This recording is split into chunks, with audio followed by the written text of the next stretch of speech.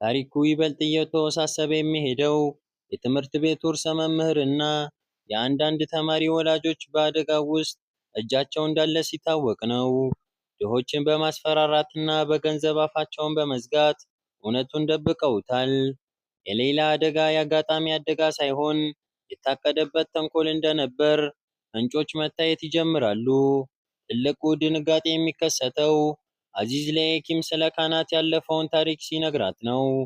ቀደም ሲል ካናት አንዲት ልጅ በፍቅር አጥምዶ ለሞት አፋፍ እንዳደረሳትና ፖሊስም ሲመረምረው እንደነበር ይነግራታል። ካናት ማንንም አያስብም። ነገ ሌላዋ ሰለባ ሌላ ወይም አንቺ ልትሆኑ ትችላላችሁ ይላታል። የኪም አሁን ግራ ተጋብታለች። የምታምነው ካናትን ነው ወይስ በሚስጥር የተሞላውን አዚዝን? የሌላስ ድንገተኛ መሻሻልና የመጀመሪያ እርምጃ በቤተሰብ ውስጥ ተስፋን ሲያጭር፣ በትምህርት ቤት ግድግዳዎች ውስጥ ግን አዳዲስ ደባዎች እየተጎነጎኑ ነው። በመጨረሻም ኤኪም አንድ ነገር ተገነዘበች። በዚህ ትምህርት ቤት ውስጥ ማንም ንጹህ የለም። እያንዳንዱ ሰው የራሱ ጭንብል አለው። እውነቱ እስኪወጣ ድረስ ግን ዋጋው ከባድ ይሆናል። ያቺ ምስኪን ልጅ ሳዳ በገዛ ቤቷ በረንዳ ላይ ወድቃ በሞትና በሕይወት መካከል ትሟቀቃለች። ፖሊሶች ምክንያቷን ሲፈልጉ ደብተሯ ላይ ያገኟቸው ጥቂት ቃላት ግን ወደ አንድ ሰው ይጠቁማሉ፣ ወደ ካናት። ካናት ደግሞ የዚህ ትምህርት ቤት ንጉሥ፣ ባለጸጋና ሁሉንም ነገር በእጁ ያደረገ ወጣት ነው። የኪሚቺ ቆራጥ ልጅ ጓደኛዋ ሌላ ላይ ለደረሰው አደጋ ተጠያቂዎቹን ለመፈለግ ወደዚህ ግቢ ገብታለች። ነገር ግን ያገኘችው ነገር ከጠበቀችው በላይ የከፋ ነው። በትምህርት ቤቱ ግቢ ውስጥ ጉልበተኝነት እንደ ስፖርት ይቆጠራል። ሜሊሳና ጓደኞቿ በደካሞች ላይ የሚያደርሱት ግፍ ገደብ የለውም። በተለይ ደግሞ ምስኪኗን ኤሚኔን በቁም ሳጥን ውስጥ ዘግተው ሲያሰቃዩት የሰው ልጅ ክፋት እስከየት ሊሄድ እንደሚችል ያሳየናል። ነገር ግን በዚህ ክፍል ውስጥ ያልተጠበቀ ነገር ተከሰተ። ካናትና የኪም በአይጥና ድመት ጨዋታ መካከል ሳይታወቅ የበቀር ፍቅር። ካናት ለየኪም ያለው ስሜት እውነተኛ ነው ወይስ ሌላ ተንኮል? ሜሊሳ ይህንን ስትሰማ በቅናት አበደች። የኔ ያልሆነ ለማንም አይሆንም በሚል መንፈስ ካናትን ለማስፈራራት ሞከረች፣ ግን አልተሳካላትም። የኪም ወደዚህ ትምህርት ቤት የገባችው እውነቱን ለማውጣት ነበር። ነገር ግን ካገኘችው ከባድ ፈተና ይልቅ ያልጠበቀችው ስሜት ልቧን እያደባው ነው። ካናት በውጩ ጠንካራና ደንታ ቢስ ቢመስልም በውስጡ ግን ለአባቱ ግፍ የሚገዛና የሚሰቃይ ወጣት ነው። ትምህርት ቤቱ ግን የተማሪዎች መዝናኛ ሳይሆን የጦር አውድማ ሆኗል። መምህር ሰሊም የጥላቻና የጉልበተኝነት ሰንሰለት ለመስበር የህሊና ችሎት አዘጋጅቷል።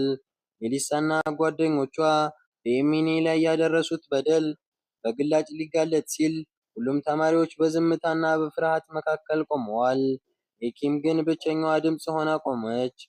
ዝም ማለት ለበደል ተባባሪ መሆን ነው ስትል የግቢውን አየር በቁጭት ሞላችው። ነገር ግን በዚህ ግቢ ውስጥ አደጋው ከመማሪያ ክፍሉ አልፎ ወደ ቤተሰብ ደጃፍ ደርሷል። ካናትና ወንድሟ አዚዝ በአባታቸው ረዛ አማካኝነት የሚደርስባቸውን ጭካኔ አቅጣጫውን ቀይሯል። አዚዝ የአባቱን ግፍ ለዓለም ለማሳየት የጀመረው እንቅስቃሴ ታላቅ መዘዝ ይዞ መጥቷል። ካናት አባቱን ሊያቆም ሲል በደረሰው ድንገተኛ አደጋ ሁለቱም ሆስፒታል ገቡ። ይህ አጋጣሚ ሜሊሳን ይበልጥ አሳበዳት። በየኪምና በካናት መካከል ያለው ቅርበት እንደ እሳት አቃጠላት። አሁን ግን የመጨረሻው መጋረጃ ሊገለጥ ነው። ካናት ለየኪም ያለው ፍቅር እውነተኛ መሆኑን በቃላት ሳይሆን በተግባር ለማሳየት እየሞከረ ነው። እኔም ብታጭኝም እንኳን በትምህርትሽ ግፊ በሚል መንፈስ ከሷ ሊርቅ ቢሞክርም የኪም ግን አብረን እንጋፈጠዋለን የሚል ጽናት አላት። ታሪኩ በኢስታንቡል ምሽት ውስጥ በከፍተኛ ፍርሃትና ተስፋ መካከል ይወዛወዛል። በመጨረሻም ፖሊሶች ወደ ግቢው ገቡ። ሌላን የገጫት ያ ምስጢራዊ መኪና ባለቤት ማን እንደሆነ የሚጠቁመው የጣት አሻራ ተገኝቷል። ሁሉም አይኖቹ ወደ ካናት ዞረዋል። በትምህርት ቤቱ መግቢያ ላይ ካናትና ሜሊሳ በፖሊስ ቁጥጥር ስር ዋሉ። በሌላ ላይ ለደረሰው አሰቃቂ የመኪና አደጋ ዋና ተጠርጣሪዎች እነሱ ናቸው። ነገር ግን ከጀርባው ያለው እውነት ከዚያ የጠለቀ ነው። የትምህርት ቤቱ ባለቤት ሱሌይማን ቤና ርዕሰ መምህር ፊክረት የራሳቸውን ጥቅም ለማስጠበቅ ካህናትን መስዋዕት ለማድረግ የጋራ ሴራ ጎንጉነዋል። ካህናት ለወንድሙ አዚዝ ሲል ወንጀሉን እንዲሸከም ተፈርዶበታል። በሌላ በኩል ደግሞ የኪም አለች። የኪም ከሌሎች ተማሪዎች የተለየች ናት። እውነቱን ለማውጣት ቆርጣ የተነሳች። ምንም እንኳን ካህናት ላይ ጥርጣሬ ቢኖራትም ውስጧ ግን ሌላ ነገር ይነግራታል። በትምህርት ቤት ውስጥ የሚደረገውን ግፍና ጉልበተኝነት ለመመከት ማኒፌስቶ አዘጋጅታለች። ሜሊሳም በሁሉም ተማሪ ፊት ለፊት አዋርዳ የበደለቻቸውን ሰዎች ስሜት እንድትረዳ ለማድረግ ሞክራለች። በጥፊ ለሚመታህ በጥፊ አትመልስ የሚላትን የመምህር ሰሊምን ምክር ወደ ጎን በመተው ፍትህ በገዛ እጇ ለማምጣት ትጥራለች። ነገር ግን ጨዋታው ገና አላለቀም። አዚዝ ከጥላ ስር ሆኖ ክርክሩን የሚዘውረው እውነተኛው ተንኮለኛ አዲስ ወጥመድ አዘጋጅቷል። ሌላም በመጥለፍና በማስፈራራት የኪምን በጉልበቷ እንድትደፋ ሊያደርጋት ይፈልጋል።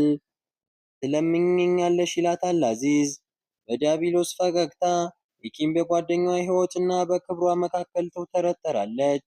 በመጨረሻም ካህናት ከስር ተመልሶ ወደ ትምህርት ቤቱ ሲገባ ነገሮች እንደ ቀድሞው እንደማይሆኑ ግልጽ ነበር። በኪምና በካህናት መካከል ያለው ፍቅርና ጥላቻ የተደበላለቀ ስሜት እንደ ሹል ቢላዋ ልባቸውን ይወጋዋል። በክፍል ውስጥ የተነሳው የሌላ ምስል እንደ ሰደድ እሳት ተሰራጭቶ የጓደኝነት መሰረት ሲያናጋው እናያለን። ሜሊሳ ያንን ክፉ ጨዋታዋን ቀጥላለች። ሌላም በሚስጥር ቪዲዮ እያስፈራራቻት ከካህናት እንድትርቅ ትገፋፋታለች። ነገር ግን እውነት እንደ ውሃ ነው፣ መፍሰሻ ቀዳዳ አያጣም። በሌላ በኩል የትምህርት ቤቱ መርማሪ መምጣት በኮሌጁ ውስጥ ታላቅ ድንጋጤን ፈጥሯል። የአሰቃቂ የመኪና አደጋ ጥፋተኛው ማን ነው? የአካባቢው ነዋሪዎችና ፖሊሶች የጥፋተኝነት ጣታቸውን ወደ ትምህርት ቤቱ ሰራተኞችና ባለሀብቶች ሲቀስሩ ሚስጥሩ ይበልጥ እየተወሳሰበ ሄደ። ሙስጠፋ የተባለው የትምህርት ቤቱ ሰራተኛ በፖሊስ ቁጥጥር ስር ሲውል የሁሉም ሰው ዓይን ወደ እውነት እንዲመለከት አደረገ። ነገር ግን እውነቱ እሱ ጋር ብቻ ነበር ወይንስ ከጀርባው ሌላ እጅ አለበት? የኪምና ካህናት እነዚህ ሁለት ነፍሳቶች በውሸት ማዕበል ውስጥ ሆነው እርስ በርሳቸው ለመተማመን ይጥራሉ። የኪም ጓደኛዋን ሌይላን ለመጠበቅ ስትል የራሷን ደስታ መስዋዕት ለማድረግ ቆርጣለች።